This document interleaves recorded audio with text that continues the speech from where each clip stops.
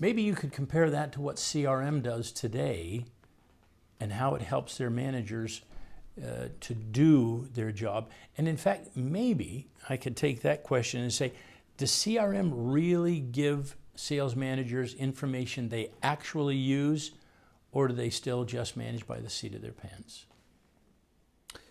Yeah, there's an interesting article in the Harvard Business Review 3 or 4 years ago, looking at the CRM and the success rate of deploying CRM systems. And most people who have come across CRM, and certainly most people in the software industry, understand that there was a period, probably around 2001, 2002, and around that time, when CRM really had a bad name. There were lots of very large CRM initiatives in organizations which really weren't giving the return on investment that they were expected to get. The HBR article highlighted what they call 4 perils of CRM, and I'll just read them to you. The first was implementing CRM before creating a customer strategy. The second was rolling out CRM before changing your organization. The third was assuming that more CRM technology is better. And the fourth was stalking and not wooing your customers. I think the first two, to my mind, are fairly straightforward. And those are about understanding that a lot of those initiatives failed because they were often initiatives which were carried out by the CIOs of organizations or the technology parts of organizations and were deployed out to customer or the field sales teams. So it's the last two which gives me a problem, that you're assuming that more CRM technology is better and stalking and not wooing your customers. I think to understand it, you have to think about, well, what is CRM all about? What are you trying to achieve here? You're looking at, for example, figuring out who your most valuable customers are. You're looking at you're getting a greater wallet share from those customers, and indeed how to target those customers.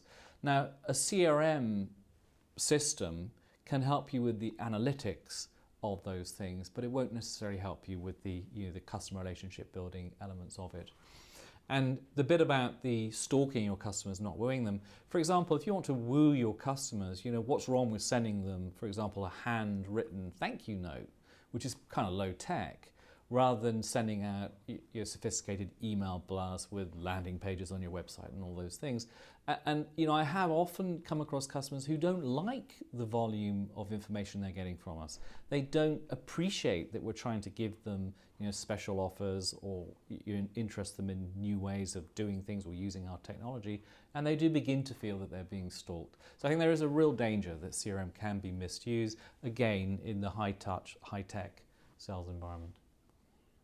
Do you have an example of a manager who perhaps focused on the basics regardless of their CRM and was successful, and on the other hand, maybe someone who focused only on CRM and didn't have the gut, the view from the heart?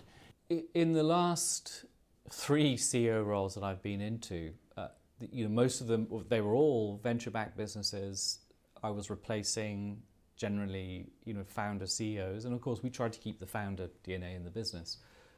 What I found was an interesting facet was that these guys had been persuaded by the investors to start putting in place measurement in the business, and so they had implemented CRM systems.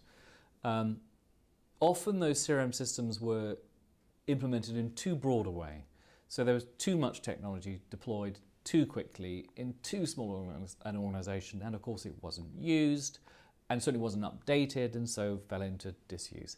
However, to answer the question about the accuracy of the use of the environment, what I found interesting was that these CEOs began to rely on the CRM system because they felt that it gave them some kind of prop to report to the board about their performance. And it was, I've seen many times that they would sit behind a forecast which was delivered from a CRM system, which says that the pipeline is $100 million at 10% predictability. Therefore, we have a pipeline of $10 million. And of course, the reality is, when you analyze it, that the pipeline is 0.